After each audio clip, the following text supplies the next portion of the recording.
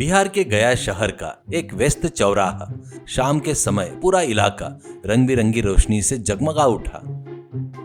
वहां मुन्ना अपनी street food के पास खड़ा था, जिस पर बोर्ड लगा था मुन्ना भाई चिकन टिक्का हलीम। वहां एक बड़े चमचे से हलीम को हिला रहा था। हवा में हलीम की सौंधी खुशबू ऐसे फैली कि ट्रक के सामने अभी के अभी लोग लाइन लगाना शुरू कर देते हैं। मुन्ना के पास उसका असिस्टेंट लल्लू बहुत व्यस्त था। लल्लू के हाथ में एक पुराने लोहे का चमचा था, जिससे वह हवा में अजीब अजीब हरकतें कर रहा था, जैसे अदृश्य मक्खियों को मार रहा हो। मुन्ना, अरे लल्लू, हवा में ये कुश्ती लड़ना बंद कर और थोड़े नींबू काट दे। देख ग्राहक कैसे आ रहे हैं। लल्लू, अरे मुन्ना भाई, आपके ये हलीम की खुशबू सुनकर तो गया की छिपकलियां भी दीवार छोड़कर नीचे आ रही है। फिर इंसान की बात है तो क्या है। मुन्ना, अरे इतनी बड़ी बात मत बोल। अगर छिपकलियां ने सुन लिया तो सच में यहाँ पर आ जाएंगी। जल्दी बर्तन निकाल। ठीक उसी समय राजेश और उसका साथी बिट्टू वहां पर पहुंचे। राजेश के चेहरे पर एक चालाकी भरी मुस्कान थी। उसने अपनी जेब में हाथ डाला और एक प्लास्टिक की छिपकली को देखकर मुस्कुराया। वह छिपकली दिखने में एकदम असली लग रही थी। राजेश को मुन्ना की कामयाबी फूटी आग नहीं सुहाती थी। मुन्ना का हलीम सेंटर पूरे शहर में मशहूर हो गया था, जबकि राजेश के छोटे से होटल में ग्राहक कम हो गए थे। इसी जलन से उसने योजना बनाई थी। राजेश, आज इस मुन्ना का काम तमाम हो जाएगा बिट्टू। इस छिपकली के चक्कर में इसका ट्रक बंद हो जाएगा। बिट्टू, अरे राजेश भाई, प्लान तो जबरदस्त है। छिपकली देखकर लोग घिन खाएंगे और फिर इसके हलीम पर कोई हाथ भी नहीं लगाएगा। राजेश, अरे इतना ही नहीं बिट्टू, ये डर के मारे हमें हर महीने हफ्ता भी देगा। बस मेरा जलवा तो देखते जा। दोनों ट्रक की खिड़की के पास आ गए। राजेश, अरे मुन्ना भाई, हमारे लिए 2 बड़ी प्लेट हलीम लगाओ, बड़ी जोर से भूख लगी है।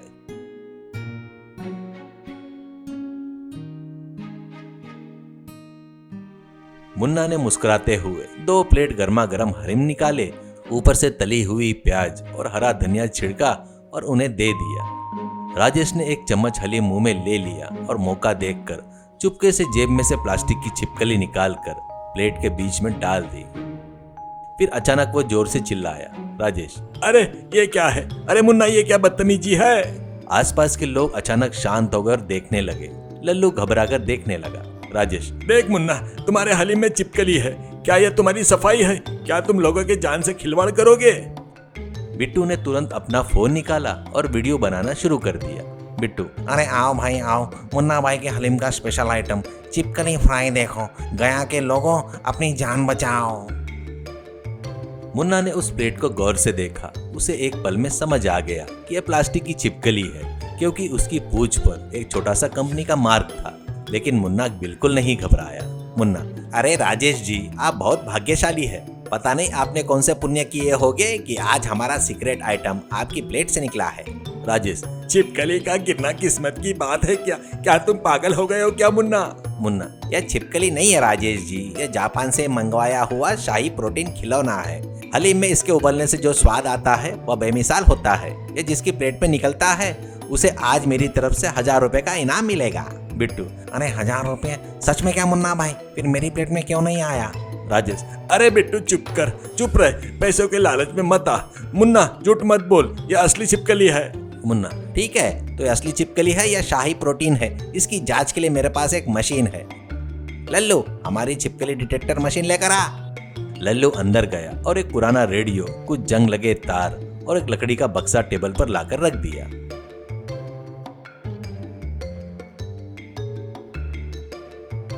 मुन्ना ने छिपकली को उस पर रख दिया और कुछ मंत्र पढ़ने का नाटक करने लगा। मुन्ना, राजेश जी, अगर ये असली छिपकली हुई तो इस मशीन से लाल लाइट जलेगी, और अगर ये मेरा बताया हुआ कीमती खिलौना हुआ तो यहाँ पर हरी लाइट जलेगी। राजेश के पसीने छूटने लगे। मुन्ना ने बिना किसी के देखे पुराने रेडियो का पीछे का एक छोटा सा स्विच दबा दिया और तुरंत एक हरी लाइट जल उठी। मुन्ना, देखा ना, यह बहुत कीमती चीज है राजेश जी। अब आपको इसे चबाकर खाना होगा, तभी आपको वो 1000 रुपए मिलेंगे। राजेश डर से कांप रहा था। प्लास्टिक की छिपकली भला कौन कैसे खाए, लेकिन अगर नहीं खाता तो उसका झूठ पकड़ा जाता। तभी वहां पर आए पुलिस इंस्पेक्टर पांडे जी अपने जीप में पहुंचे। पांडे जी, अरे क्या बात है मुन्ना, यहाँ तो जैसे लॉटरी निकली है। मुन्ना, सर राजेश जी की प्लेट में हमारा स्पेशल शाही खिलौना निकला है। इसे खाने पर इन्हें 1000 रुपए मिलेंगे, पर ये तो शर्मा रहे हैं। पांडे जी ने अपनी लाठी निकाली, राजेश के कंधे पर मारी और गंभीरता से देखा। पांडे जी, अरे राजेश, मुन्ना इतना कह रहा है तो खा ले भाई, मैं खुद अपनी आंखों से देखूंगा, और 1000 रुपए मिले तो आधी पार्टी मुझे देनी होगी भाई। राजेश के पास कोई रास्ता नहीं था। उसने वह प्लास्टिक की छिपकली मुंह में डाल दी। प्लास्टिक होने के कारण वो चबाई नहीं जा रही थी और राजेश का चेहरा रंगों की तरफ बदल रहा था। पांडे जी को शक हुआ और वो करीब आ गए। पांडे जी, अरे रुको राजेश, 1 मिनट, इसे बाहर निकालो। यह खिलौना इतना सख्त क्यों है? जैसे ही राजेश ने उसे बाहर निकाला, पांडे जी ने उसकी जांच की। पांडे जी, अरे ये तो प्लास्टिक का खिलौना है। राजेश, तुमने मुन्ना को परेशान करने के लिए ये सब किया है ना? चाइना की छिपकली हलीम में डालकर हमें बेवकूफ बना रहा है क्या? राजेश डर के मारे बिट्टू के पीछे छुप गया। राजेश, अरे सर, वो गलती से मेरे जेब से गिर गई थी सर। पांडे जी, जेब में छिपकलियां लेकर घूमते हो, इसका मतलब तुम छिपकली गैंग के लीडर हो। मुन्ना, ये तुम्हारा नाम खराब करना चाहता था, इसे क्या सजा दी जाए? मुन्ना, सर सजा नहीं, बस राजेश जी में सेवा भाव बढ़ना चाहिए। आज रात तक राजेश और बिट्टू दोनों मेरे ट्रक पर बर्तन धोएंगे और हर ग्राहक से कहेंगे मुन्ना भाई का हलीम सबसे बेस्ट है। पांडे जी को ये आइडिया बहुत पसंद आया। राजेश और बिट्टू को एप्रॉन पहनाकर काम पर लगा दिया गया। जब दोनों बर्तन धो रहे थे तो लल्लू उनके पास खड़ा होकर मजे ले रहा था। लल्लू, ए राजेश, प्लेट ढंग से साफ कर, वरना पांडे जी फिर से छिपकली खिलाएंगे। बिट्टू, वो कोना चमका दे भाई।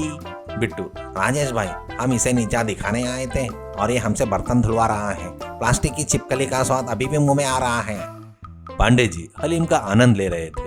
पांडे जी, मुन्ना, ट्रेनिंग तो अच्छी दे रहे हो, लेकिन इनके चेहरे को देखकर मुझे हलीम से ज्यादा कॉमेडी का स्वाद आ रहा है। राजेश, जल्दी हाथ चला। मुन्ना, सर मेहनत करने वाले को जो परेशान करता है, समय उससे ऐसा ही बर्तन धुलवाता है। राजेश ने बीच में रोका और पांडे जी ने उसे धमकाया। ए राजेश, रोक क्यों रहा है? काम चलने दे। तेरी छिपकली का हलीम वीडियो निकाल के रखो क्या? बिट्टू डर के मारे हर प्लेट को 3 बार धो रहा था।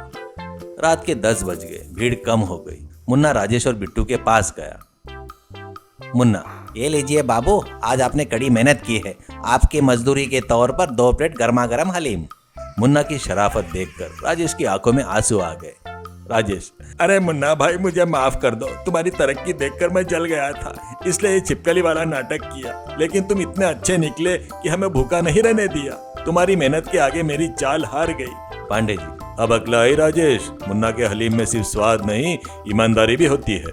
अगली बार इसे हरकत की तो जेल की कोठरी साफ करनी पड़ेगी। राजेश और बिट्टू हलीम खाकर मुन्ना को नमस्ते करके वहां से चले गए। मुन्ना अपना ट्रक साफ करने लगा। लल्लू के साथ हंस रहा था। लल्लू, अरे मुन्ना भाई, जाते जाते भी राजेश अपनी जेब चेक कर रहा था, शायद देख रहा था कि कहीं कोई और खिलौना तो नहीं बच गया। मुन्ना हंसते हुए, अब उसकी दाल यहाँ पर कभी नहीं गलेगी। उसने आज सीख लिया है कि ईमानदारी से मेहनत करने वाले का साथ भगवान भी देता है। लल्लू, तो मुन्ना भाई, वो 1000 रुपए मुझे ही दे दो ना, मैंने आज मक्खियां मारने में बड़ी मेहनत की है। मुन्ना, चल, उन 1000 रुपए में हम बढ़िया आइसक्रीम खाएंगे। मुन्ना ने ट्रक की लाइटें बंद कर दी और गया कि गलियों के घर की ओर चल पड़ा।